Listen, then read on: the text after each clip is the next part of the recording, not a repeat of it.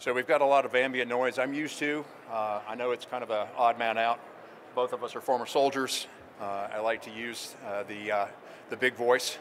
And normally I like to walk among the people I'm talking to, be a little more interactive, but I think the ambient noise will kind of keep us from doing that.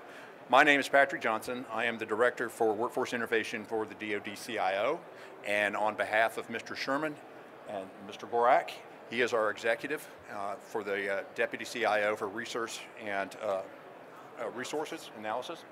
And he's the driver of the big ideas that you're seeing and are moving right now. And I'm the execution of those ideas. And kind of what we're going to talk to you today, for those of you in industry, you're going to say, I don't know that that's all that revolutionary, but within government, and in particular within the department and our workforce, how we hire and acquire talent hasn't been really updated in probably 30 years, all right? This is about trying to do something different in a space that definitely needs change. And so with that, I'll ask Mark to come up and I'll run the slides. Thank you, Patrick. All right, I want to thank FCA and the U.S. Naval Institute for sponsoring us today. We're probably a unique, I've attended a lot of the presentations today. This is kind of a unique one that we are focused across the entire department. So I'm coming to you from the DoD CIO office. Within the DoD CIO office, we run the cyber workforce for the department. So I'll get into that here in a bit. So go to the next slide. Probably have to point it here. Here you go. I'll do it. Okay. Here's some of the things we're going to cover. So to me, there's 4 pieces to this. So first of all, if you didn't catch it, the name of Patrick's directorate is the Workforce Innovation Directorate. I changed that name recently because, in my opinion, what we're doing to date is not working, because I think we're falling further and further behind in this workforce. The digital workforce, the cyber workforce, as Kath Hicks, the Deputy Secretary of Defense, likes to say, the innovation workforce. I don't really care what you call it. We're losing ground on key talent. So how do we keep up with that? How do we do it? And my attitude is, I don't have all the answers. I know what we're currently doing doesn't seem to be working, so I want to try new things. So part of innovation is failure. I want to fail quickly, I want to learn, and I want to keep trying new things. So that's the reason why I kind of changed the name to the Innovation Directorate. So 4 parts to this talk today, and we'll answer your questions. So the first is the workforce strategy. What is that? It should be out any day now. It's on Kath Hicks' desk. We're eagerly waiting her signature. I don't get to tell her what to do. She tells me what to do. So any day now, that should be done. The strategy sets the direction for unifying the cyber workforce. Following the strategy is the implementation plan. The implementation plan sets the goals and objectives to implement the strategy through innovative initiatives. And we're really going to push that. So I want to try a bunch of new things in the implementation plan, but I don't do them. I just advise the components to do them. But my job is to enable them to be able to do those things. So through authorities, through the Hill, or whatever. So I'm going to try to push them to try new things. The third piece is the DCWF, the Defense Cyber Workforce Framework. If you've never heard of this, let me ask, how many people have heard of the NICE framework? Okay, so most of you. So the NICE framework, 54 work roles. We have 71. The NICE framework was established 2019. By the way, we helped them with that. We're partners in that. Since that time, we have updated 39 of our work roles and added 16 more. And I'll get into more of that when we go there. To me, this is a revolutionary, different way to think of your workforce. So instead of looking at occupational series, I'm looking at actually what you do. What role do you play? Offensive cyber, defensive cyber, cybersecurity, whatever roles those are, we pinpoint you into those roles, we code your positions, which helps us have the fundamental underlying data to be able to manage the workforce. That's the real purpose of the DCWF. And then finally, we have our 8140 policy series. And I have an announcement. If you guys have been online today, we just released our 8140.3 manual. It just got released an hour ago. So that is breaking news. So that manual is what sets the standards for the qualification and development of the workforce. So that's hot off the press today. All right, so let's start with the strategy. So what is the strategy? Lots of questions on this. As soon as it gets published, you'll all be able to read it. It's a short read. It's about 14 pages. But here are the highlights. We focus on 4 pillars. These are nothing new. Identification, recruitment, development, and retention. Those aren't new. But what we're going to do in each of those areas is going to be new. How we're going to tackle each of these. We have the 4 goals there. Let me back up actually to the mission statement. There are 2 key words in the mission statement for us. The first word is, from OSD-CIO, we're enablers, right? We provide policy, governance, and oversight. We enable the workforce in the department. The second key word there is, I have to read it because I don't have it in front of me here.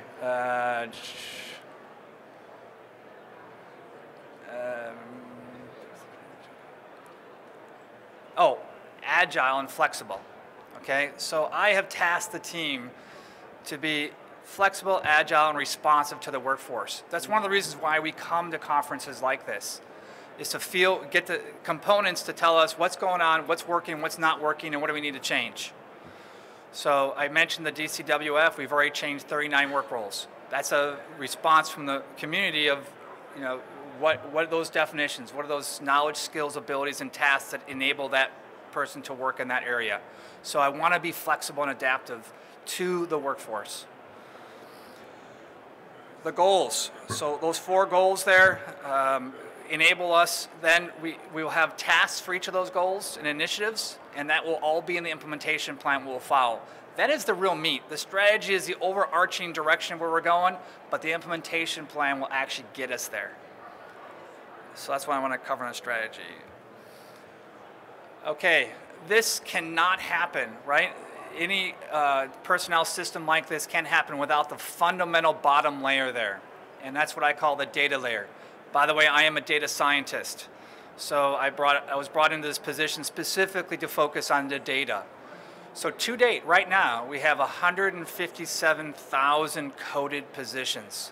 That's military and civilian.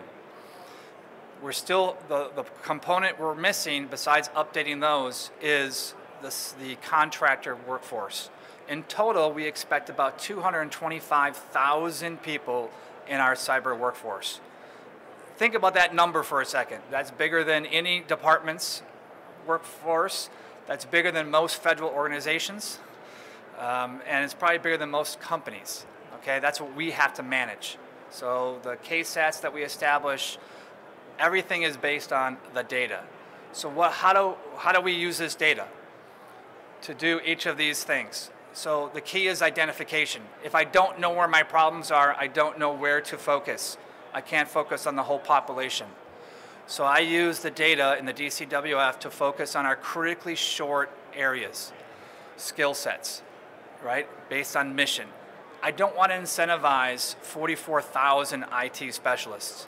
I want to incentivize the specific offensive cyber ops that I'm short by 76% vacancy rate. That's what I want to incentivize. So it allows me to get very specific and key, and it also shows me the data, so when I go to the budgeteers of the world, the eights of the world, I can say, here's why I need this incentive, and here's how much it's going to cost you, because it's only a finite number of people. I know exactly how many people are in it, and I'm not incentivizing the whole force. So foundation is the data. Recruitment, right? How do we give incentives to recruit what? I'm not recruiting everyone. I'm recruiting within this workforce specific people for work roles. So recruitment's a tie of 2 different worlds here, right? So I own the civilians and I own the military. contractors we hire. On the military side, recruitment's not an issue. We're recruiting the top talent on the military side, and I have lots of tools to get that talent. We then train it, right? We train that talent. 2 years of training, 2 years of experience, and then what happens? How many here from industry? You all hire them, right? Which I don't look as competition. I look at that as mutually beneficial, right? This is a national problem. It's not a federal problem. It's a national problem to be short this talent. We all need cybersecurity, right? I do offer a very unique mission set, which you do not.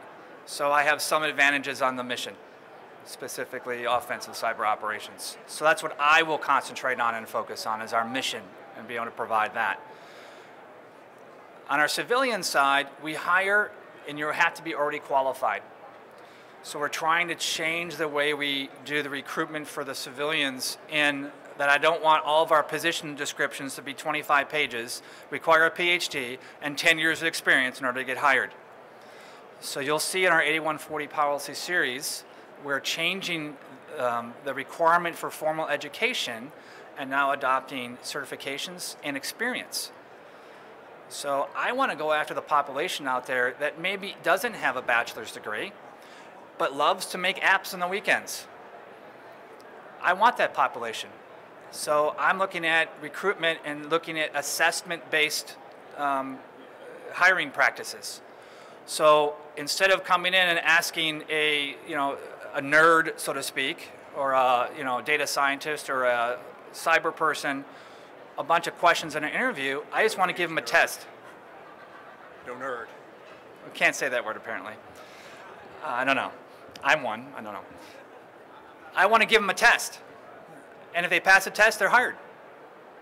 You don't pass the test, you're not hired. So can you do the job or not is what I'm really after. Not if you can be social and pass a formal interview, or the USA jobs process, if you're familiar with that, is very difficult. So we actually have ways around that through our cyber accepted service exemptions. That brings me over to retention also. We're looking at new ways to retain. I've said it before, I'll say it again. I don't want to retain everyone. I want to retain the best. I want to retain our top talent. I want to have our low talent, if you will, or bottom talent, I want them to transition. You can hire them. So how do I measure that? How do I know what the level of competency is of my force? This is another thing we're going to address in the 8140 manual. And then it's a matter of implementing that in the field, so then I give performance-based assessments to the workforce to be able to see where they're at. And if they're doing well, great. By the way, if you haven't worked in cyber in a while, it's changing rapidly. How do I keep my force up to speed and trained? If I don't have performance assessments and change those on a regular basis, I can't keep my force up to date and trained. So it kind of goes together. And that goes with the development. We have to spend more time training, right? So in our implementation plan, for instance, we're going to have continuing education credits, which you have to achieve, just like a doctor or a language person has to achieve those performance objectives in order to be retained, if you will. And it's going to require people to go out and get training and develop. Any questions on that? Well, we'll get to the questions at the end. I know you're going to have lots of questions on this. Let me get through my part here. Okay, the DCWF, transition to this, the foundation, right? I think this is an innovative approach. If you've never seen this before, I highly recommend you look into it. Ask us, we'll be glad to sell it. But if you look at the big chart there, right? Emerging technologies, whatever that is defined, I love that term because we don't know what's next, right? Is it quantum? I think so. What's after quantum? I don't know. Right now we have our framework broken down in these bullets, right? So it started with cyber IT workforce. You'll see the 54 nice frameworks there. You have the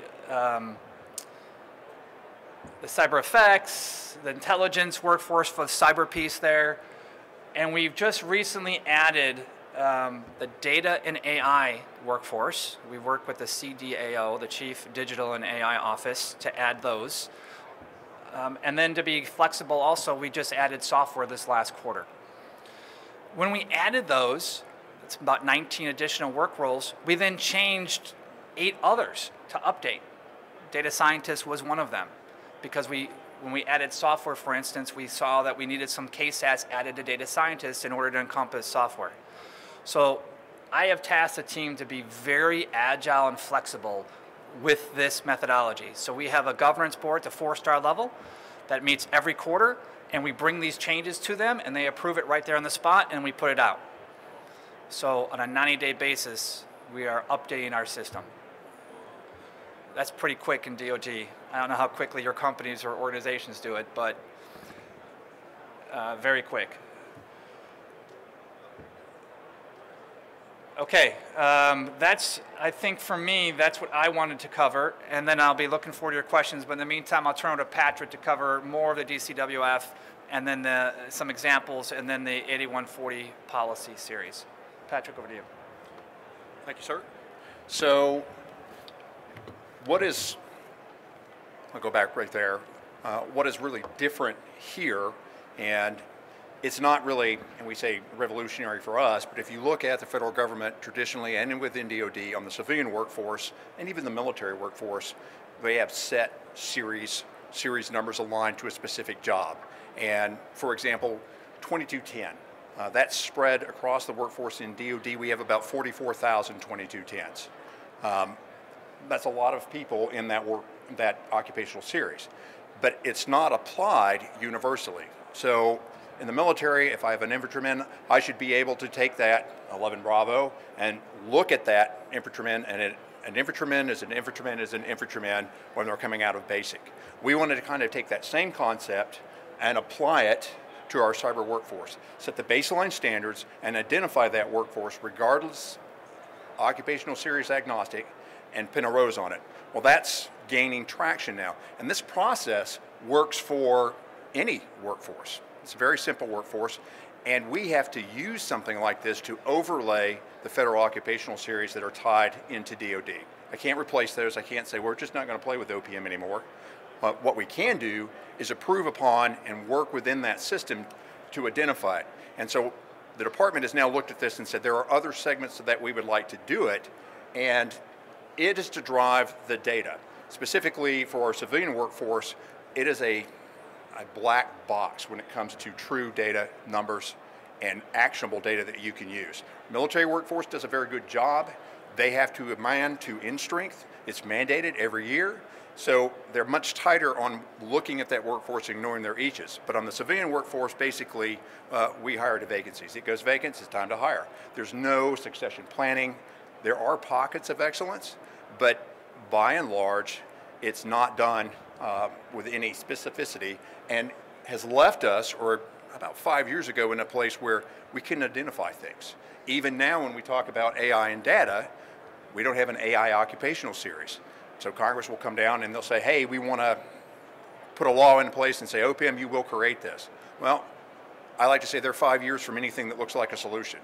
This is much, much quicker, and it lets us get after the problem very quickly. We go straight to the experts, we reach out to industry, we talk to the academic world, and pull all of this in, build a consensus on what these things should look like.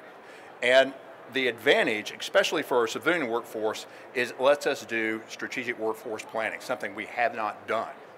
All right? It also lets us shape our incentives and our qualifications. So the 8140 manual that just came out, we'll talk about that in just a second.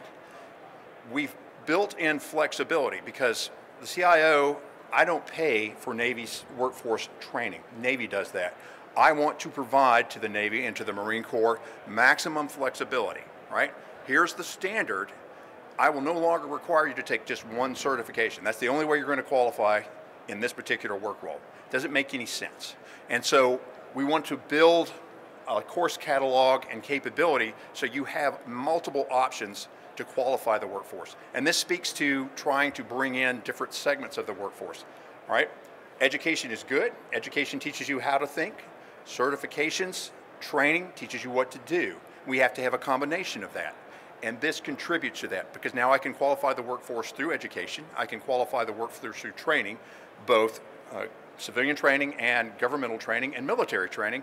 I can qualify the workforce with certifications, both government and commercial, or in limited instances, thanks to the work we did with the Navy. Navy's pilot helped us get a process to use experience also, because you don't want the policy that was just signed today, hey, it hits the street and just about 25% of my workforce is suddenly not qualified, right? So it's a nice mix, working with our stakeholders, understanding the cost, and creating something that provides value while we continually track that data piece of it, so I can see who's qualified, how they were qualified, and at what proficiency level they are.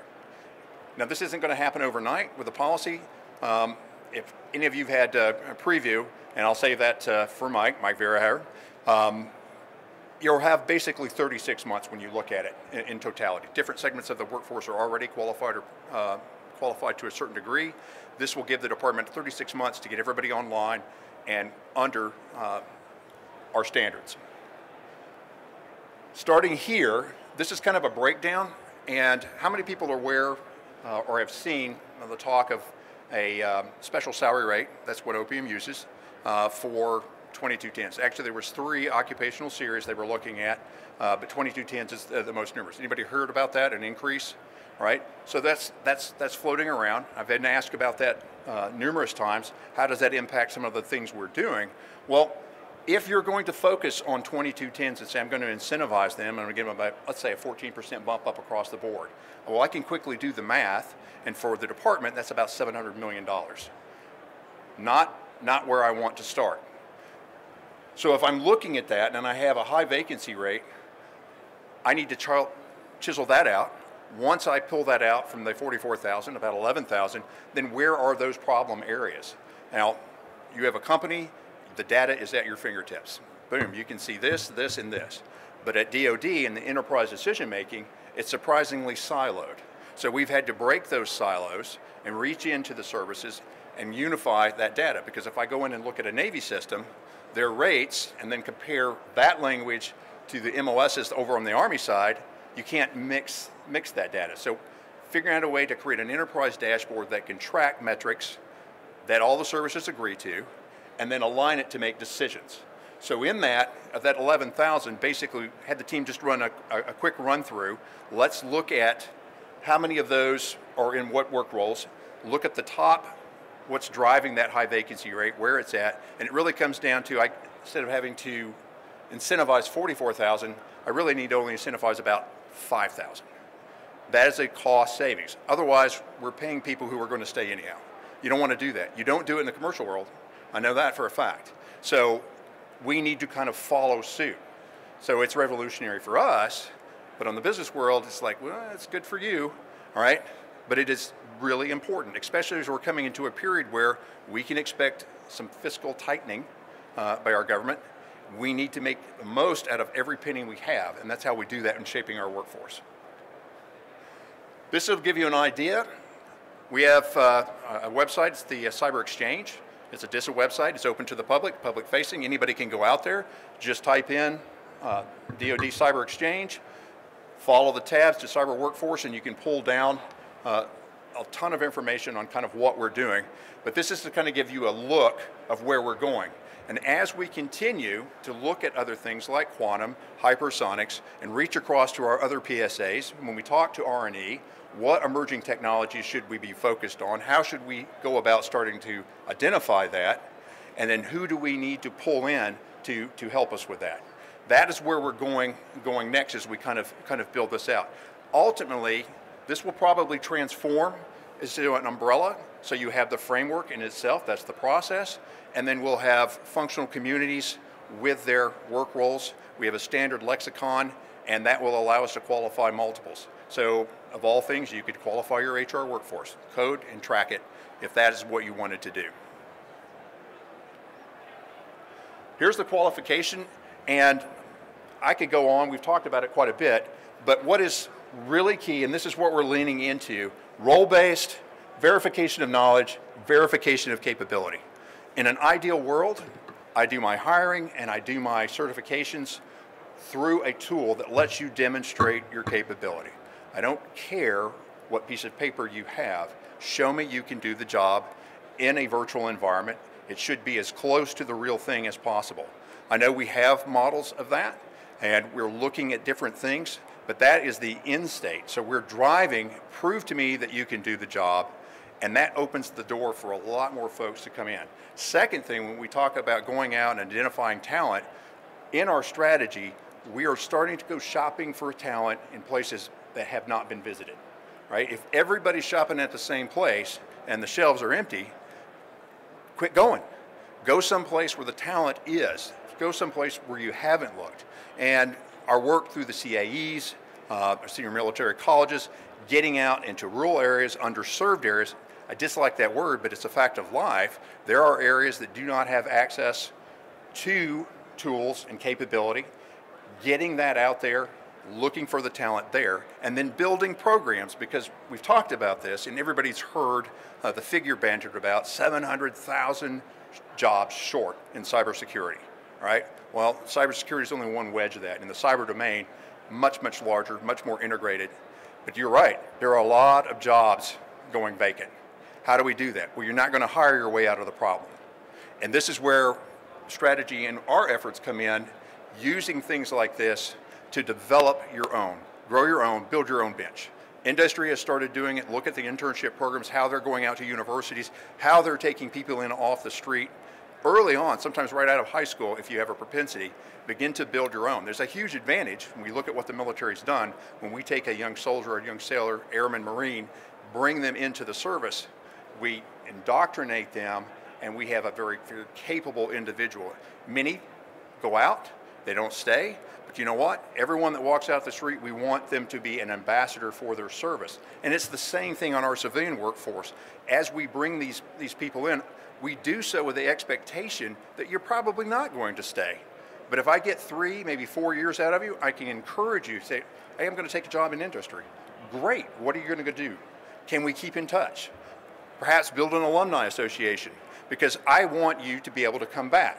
And this is where we talk about cyber accepted service and some other things to allow us to create a more permeable system within the federal government. Right now it's designed to reward longevity. It does not reward people going in and out. I want to be able to lock in certain advantages, so when you depart, I only did 3 years. That's fine. We'll freeze what you had, and if you come back to us, it should be very, very easy for me to integrate you right back in. There shouldn't be a penalty. You know, let's cut it out. We don't do it in industry unless you're dealing with non-competes, right? But we should be able to do these things. These won't happen overnight, but these are the things we're looking at and working with. And it's not just DoD. The Office of the National Cyber Director right now is working on a national cyber strategy for the workforce. And these are some of the same concepts. How do we bring in talent from areas we haven't visited? And then how do we keep that talent? And if it leaves, encourage that talent to come back and interact with us. Because you're going to go out and get better. I know if we're talking about a software developer, I've been told they have the lifespan of a goldfish, right? So if they're in your space for more than 2-3 years and they're not getting skilled or trained in additional capability, they need to go out and come back in. So we need to create that same atmosphere within DoD. This is the last piece. And this is how we plan to source both training offerings on the commercial side of the house and certification offerings and even education offerings. We want to create an automated process. To date, trying to get your product into the department is pretty onerous. We have to follow along. We have to create a process with a third-party evaluation, but it's not automated. So there's a lot of stuff that goes into this. We're getting ready to launch this site. We're working with Navy right now. We've got three volunteers in the bucket to do that.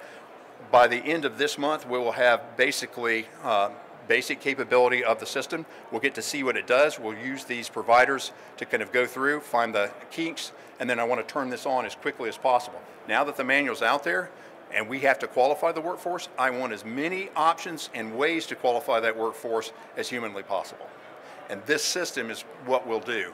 And hopefully we can open this up if you're a small business, other capabilities that find it too onerous. We want to create a process where you can get this into the course catalog and people can select if it meets that need. They can say, I like the price, it meets my need, they can select that offering.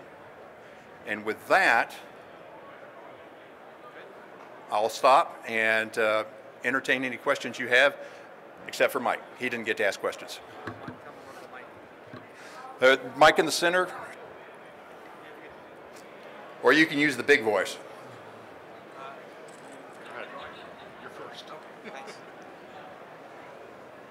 So I work for Area Security. We build cyber training ranges, qualifications. We worked specifically with JQRs in Navy, Marine Corps, all the others, for the exact line items of the JQR. Then we did NICE and mapped that over. Then we did DCWF, and we're on the big Army Cyber Civ program there. Right. My question to you is, one, how are you handling generic questions to make them more specific so that when you're doing the work role assignment and everything that we actually build the right exercise? And two, as a company or organization in the industry, how do we get qualified as a qualifying organization? So how do I go, okay, give me the stamp that says they can come to me and all of my exercises are truly mission qualifying items? So in this particular instance, now we list ranges in a slightly different area, but this process would be an entry point here. And there's a whole lot behind that, but it's basically lays that qualification process out for the company, automates on the front end, and then when it gets down to it, there's an interaction between our program, our system, and your staff when we have questions and how we do that. It still has to go through a third-party vetting, an independent vetting, and that's obviously for contract purposes, but it'll be laid out. In the clear. IC, we had to have the IC customers go through and qualify. In NGB, we had to have them say, yes, you are. And for the Navy stuff, for example, we can't qualify. There still has to be a warrant, but they use our product, and the warrant signs off. Some of the places it's the person or the product. So I'm kind of curious. So there will be some shift, some change. The biggest thing, we have to work with the services on certain things to make sure that whatever we do is an enterprise approach. Because right now, as you said, you go here, there's a qualification process there. Yep. We may have to incorporate certain service-specific things. I like to say within the department, especially DoD, we're not here to tell you what to do. We're here to tell you this is what needs to be done, and these are the ways you can accomplish that and be a provider, an enabler for that workforce. So I put this up here because I knew this question would come up. We still have a bit of work to do in terms of rolling this out, but we're going to be bringing it to the 4-star board to say, here's the process, so we demonstrate capability and we can get it on the street sooner. So if you were interested in doing that or going through that process, it should be out there, hopefully in the next 2 months. You say, okay, I want to go into the entry point. Okay, thank you. I'll leave the rest of the questions for afterwards. Okay. Craig Madsen out of NAVWAR. I run the Acquisition and Program Management Group there. Yeah. Undersecretary of Defense A&S has a very mature process for the acquisition workforce. They sure do. They just went through back to basics, although they dropped out the IT career field. I am very, very aware of that. Now, they have DAU courses, course catalogs. We use commercial folks like Program Management Institute to get certifications. What do you see as the overlaps between the acquisition workforce and the training there and the differences for what you're talking about with the cybersecurity workforce? So, again, when we say cybersecurity, I'm talking the cyberspace domain, and we have work role codes that overlay on top of the acquisition workforce. That said, we do work with them in terms of, in this recent NDA, there were different mandates to kind of step some things up. So we partner with them to give them in terms of what are the standards, what is core that we need to add to that to strengthen our acquisition professionals in terms of cybersecurity. So we work with them on that. And more importantly, while you have that, the DIWA, you have that, those codes that's set, you don't track at an enterprise level. In fact, we're working with the ACT Demo office to try to model some of the things we're doing. So we recognize that, and we look at it in terms of this workforce, its acquisition, its R&E, all right, and the CIO. We can't do things in a vacuum. So there's a lot of interaction in terms of comparing. So I have a course that I'm going to provide to DAU so they can use that because it's now knowledge areas instead of instead of a functional community. All right. Well, I can't cry over spilt milk, but we still have to contribute and help shape that. And you know, Mr. Woolsey there at DAU has reached out and said, okay, what do you think they need to know? And we say, well, we've got this product. Okay, we're going to take that product and incorporate it. So there's synergy between that. And we didn't want to create something where I have multiple frameworks operating out there, and people say, well, what is the authoritative source on all that? This doesn't conflict with that. Yeah, I think we can link up on credentialing. We'll talk more later. Thank you. Absolutely. Hello, Latanya Griffith, Command Naval Regional Maintenance Center. Just two questions. First, where is the manual located? Did you give the website of where it was? I didn't, but it's on the WHS website. Okay. All right. And then also, I was fortunate enough to be a part of the CITEP program, Cyber Information Technology Exchange Program. Say that louder. Cyber Security Information Technology Exchange Program. Was able to work with Amazon for 6 months.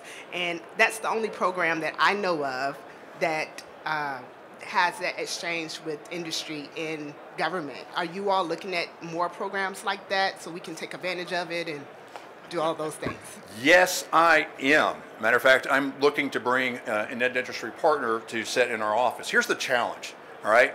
Everybody, especially within the services, because we are short this workforce, they're like, great, I'll take anybody from industry that wants to come. Matter of fact, Mark had a conversation with service representatives, and he said, all right, you'll take anybody. How about sending? Oh, no, I don't want to send anybody, right?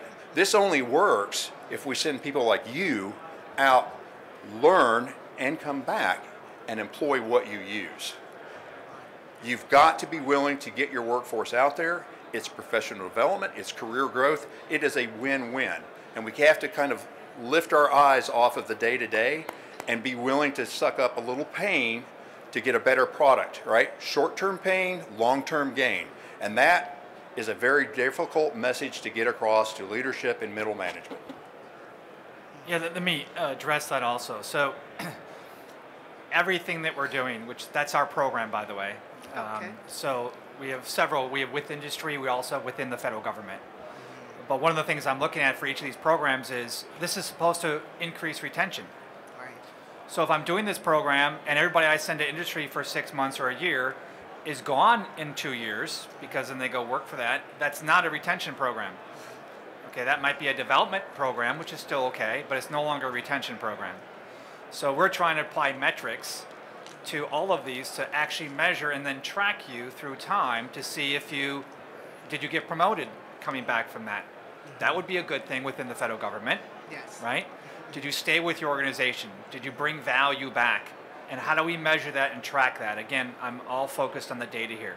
So for all the initiatives we're doing, we're looking which one of the 4 pillars do they support and have those metrics changed. And if they haven't, then I look at trying something else. So I would love to talk to you about what you gained from your experience there. Sure. Absolutely. And then what you brought back to the federal government to help us, right? So it sounds great on paper.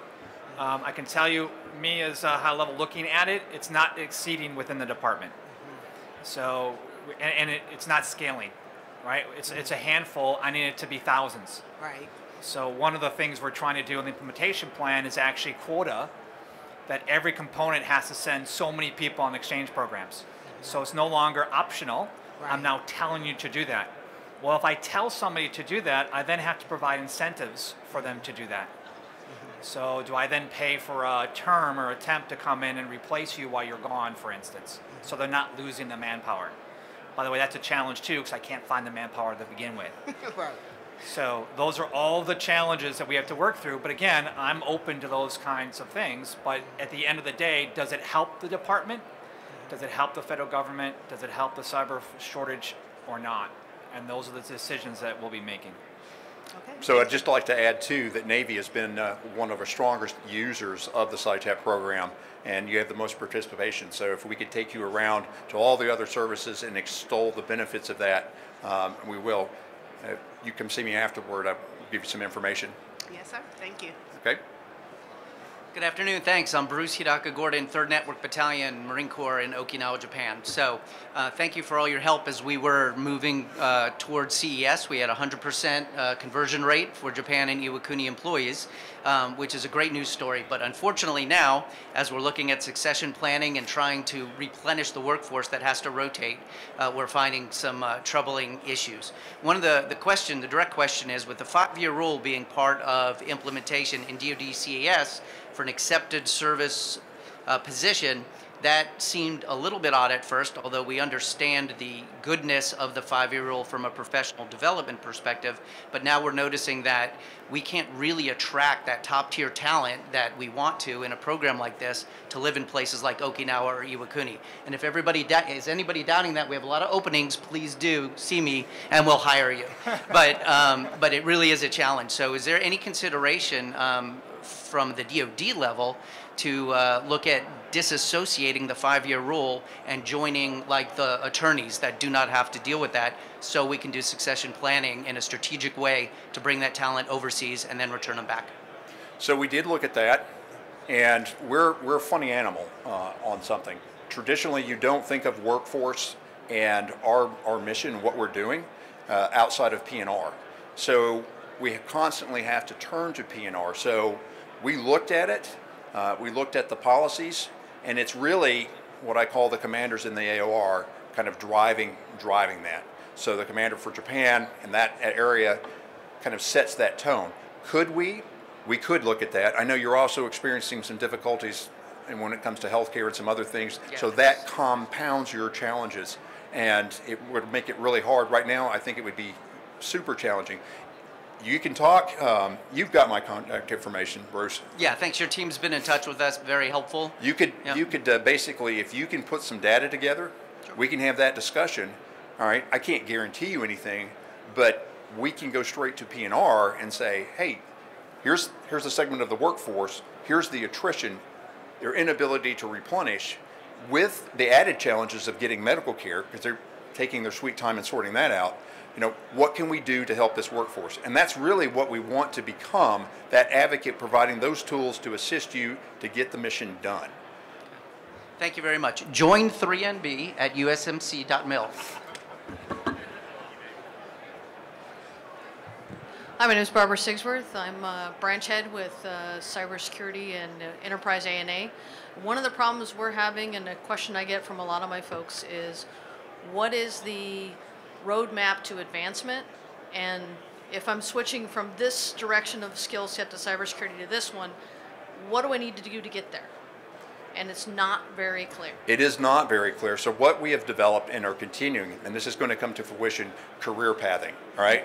You need to know that the work role you're in, the percentage of what you know, what can I leverage that and apply it to another position, another opportunity. And you should have a clear path. And we do have a tool out right now. Get with me later and I'll talk about that, where you can go and see in relation to, we developed that in conjunction with the Veterans Administration and CISA, and have it housed. It's part of the Federal Working Group, so it's out for everybody. You know, it's aligned to the NIST framework, but we're also building tools internally to the department. Now, you have a second problem, and that is within the civilian workforce, we're under a graded structure. So when you do move to We're not. Yeah. We're STRL, so Oh. pay for performance. So you're paid for performance. So that makes it even better. And of course, that also presents its own challenges when we talk about STRL. That we're working and looking at that. How do we create a simple path for you to move and advance?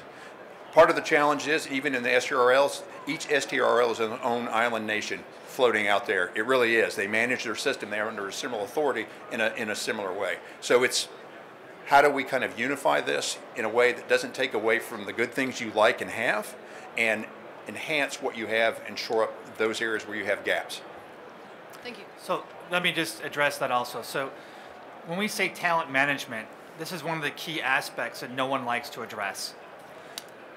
When I start off as a new person coming in and I want to be the boss, how do I get from here to here? It's very, succession planning, career pathing is a very difficult, challenging process. The one thing that I'll offer you is, at least within ours, all of our work roles are clearly defined. So if you want to move between work roles, or if you want to advance in your work roles, first of all, check out the manual. It has all the KSATs. So you already know the knowledge, skills, abilities, and tasks that you must be able to perform and at what level for that specific skill set. So it doesn't necessarily give you the career succession planning, right, which we all want. But as far as career pathing, if you are interested in that, at least now you have the standards of where to go and what you need. And then the second part of that is, where do you go to get that training to go to that next level? Well, we're going to have the CAEs and the certification of all those courses. So we're trying to pull it together. We're getting there in baby steps. But I don't believe, if you ask any general officer in this building and you ask them to map out their careers, you won't have the same. Oh, They're all unique, right? They're all different paths. If I would have handed them a path when they were in 01, they would never have guessed that they'd follow that path to be a 010 or a 011, right? It's a very dynamic, flowing environment. The second thing I'll mention is emerging tech is emerging, right? If you don't rescale, is that the term you don't like? Upskilling. If you don't upscale, right, and keep abreast of the current environment and keep yourself trained, you're never going to move up, right? Which for some people is they want, right? If you're good at a developer and all you want to do is do that forever, you have to maintain that specific skill set. But if you don't want to move to another one, then that can be okay too. So succession planning is a very difficult thing. In the past, no one's going to come in and hand you a chart as a GS6 and say, here's how you become a GS15. Here's the exact path you had. 2 years here, 1 year here, 3 years here, 2 years. It's not going to happen. So how do we get after that? I think a good way to do it is to tell you, here are the skills, here are the knowledge requirements, here are the tasks that a GS15 performs. I have millennials come into my office every day and say, I want to be you. I said, okay, well, apply. Right? Get 40 years of experience and, you know, but that's the kind of generation we're dealing with. They want to be the boss. Great, that's a great aspiration. Here are some of the things I think you should do in order to prepare yourself for that kind of endeavor. thank you. First of all, gentlemen, thank you so much for coming up here and speaking on this. It's been certainly really instructional for me.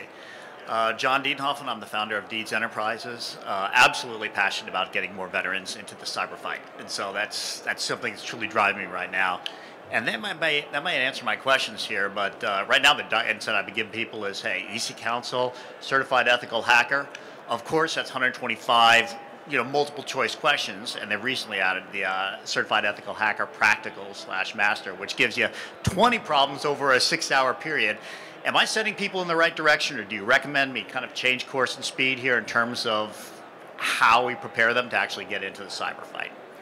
So, it is probably time to kind of look at a change, right? Not at this moment, because as this rolls out and we develop a clearer path for you, but I agree with you. Our end goal is to get away from, you got people that can test and test really well. They can sit in that room for 6 hours and knock it out of the park, and then sit in front of their computer and they can't add a PST. All right, that's a true story. So what have they proven? You prove you can take a test and you spend the money for a certification. We want to create a process where you demonstrate your capability.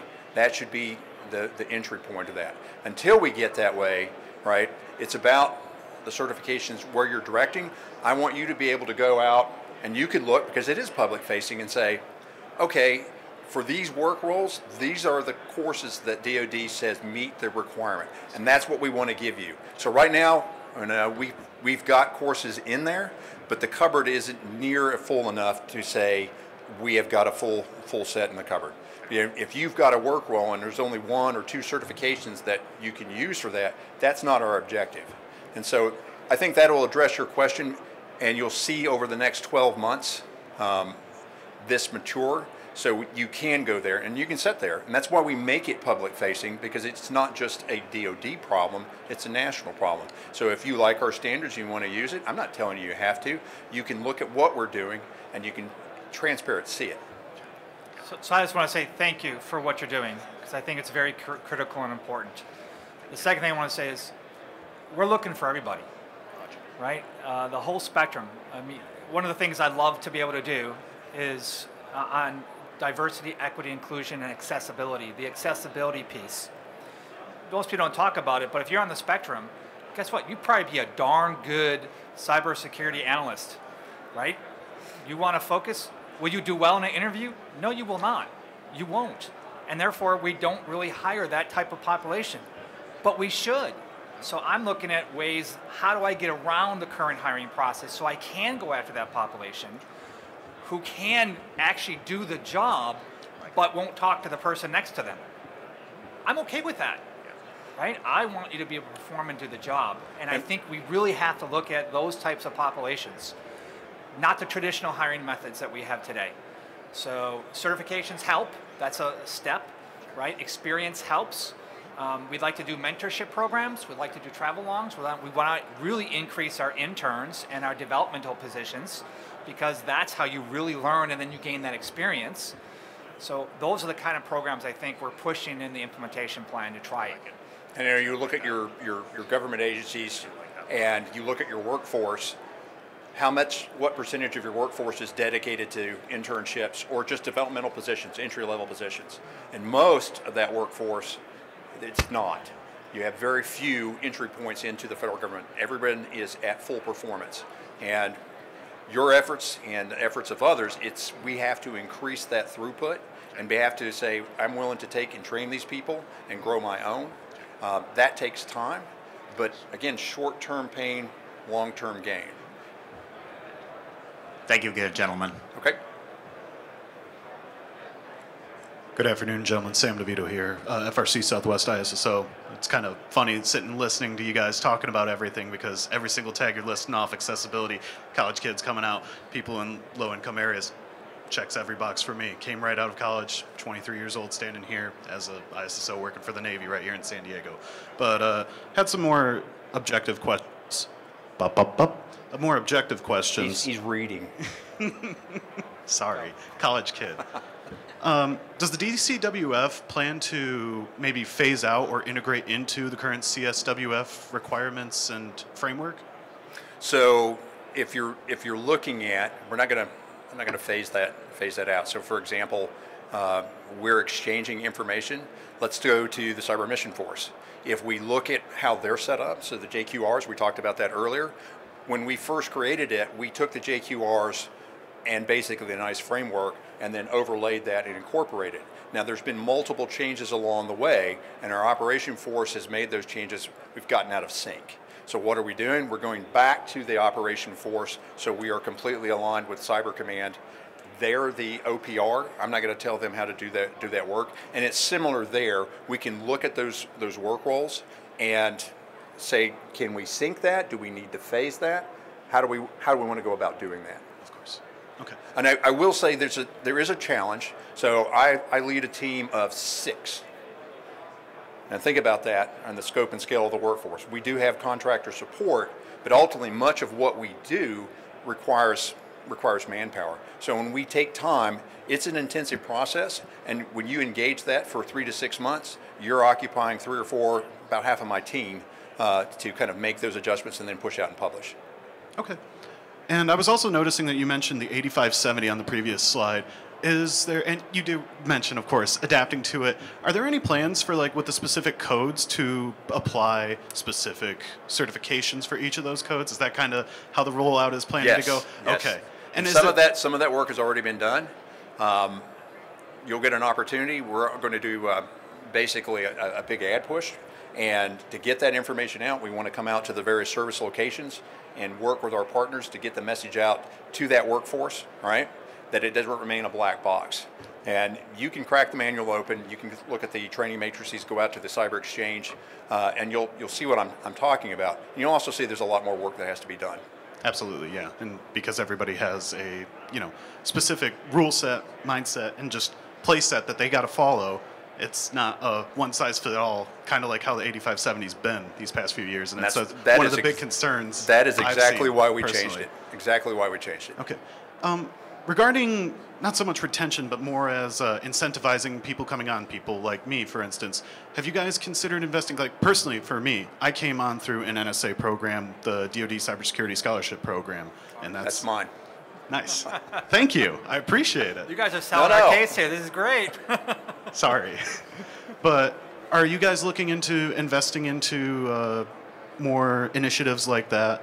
And possibly, I guess to kind of tie into this, is there pathways up to possibly hire more lucrative pays or more lucrative benefits for somebody like me, some just college kid coming off? Maybe even, it doesn't even have to be applying for a higher GS grade, maybe just getting more benefits with telework or something like that in a job that otherwise might not have that. We call that, right, total compensation. Now, in your field, telework becomes difficult simply because you're classified networks. But that doesn't mean we abandon it completely, and it doesn't mean we don't look at other ways. And you just walked the dog on this. It's not always about money, but money sure helps. So how can we incentivize you and do it smartly, and then sustainably, and then what other levers can we pull, whether it's leave programs, student loan repayment programs, relocation. Relocation. You'll see that we have to work with the services. I can't say to the services, hey, you've got to pay these guys a relocation bonus. The individual, and this is part of the problem with the civilian workforce, it's managed at the lowest level at the unit. And so if they don't have the money or they haven't budgeted for it, they have to fall short. They have to fall short. That is exactly right. And so working with, and I think Mark has been a real champion, going back to the service and say, hey, you've got to start investing in this workforce. It's not going to happen overnight. Our POM process is a 5-year process. It's constantly rolling, but we are now taking that message and our services, and I will say to Navy, all right, we have a partner there, and Navy says, well, this is what we can do now. You're crazy if you think I'm going to do this right at the moment, but somewhere in between, we are making progress in getting people to start resourcing and looking at managing the workforce, especially the civilian workforce, differently. Absolutely. So just two things to address on that. One is, at our 4-star level meeting, I've invited all the 1s and the 8s. So both the manpower side as well as the budget side. So that when we make decisions as, CIO, right, the 6s and the CIOs of the world, that influences those two other groups. So they have to be aware of those decisions and then track that and then budget for it. So that's one of the reasons I brought them in. The second piece is we publish programming guidance, because I own all IT and cyber programming for the department. So in that guidance, I've mandated that they budget for this workforce. So, and actually I did that by component. You're not going to be happy with me, but by component, by amount. So that will be in each of the components' budgets. And if they don't do it, I don't have to certify their IT cyber budget. So a little more power that we have in this area to help influence that. But your other part of that is relocation bonuses, sign-on bonuses, retention bonuses are all done in your component. All those authorities are there. If you think of other authorities that you would need, that's when you would come to us, and then we would fight with the Hill or with the components to actually get those authorities approved. So the way I look at it is we're your enabler, we're your supporter, we're kind of your customer, and if you need something, we'll go fight for it. Okay, but again, I'm data driven. So you come to me with data and rationale and why you need this and who is going to help and how much. If I pay your retention bonus, how much do I get? Right? I'm looking for the best interest of the department. Okay? Naturally. And thank you very much, gentlemen. Thank you. I think we're out of, are we out of time? I think I don't know where our host went, but if there's any more questions, we'll be here all day. So we'll be around. You can find us. And I guess we'll go one last question. No, it's not a question. I'm the substitute host. Oh, okay, great. Yeah, they just sent me over. But yeah, you're fixing to hook us off the stage. No, I just, on behalf of AFCEA and USNI, thank you very much. Please join me in a round of applause for our wonderful speakers.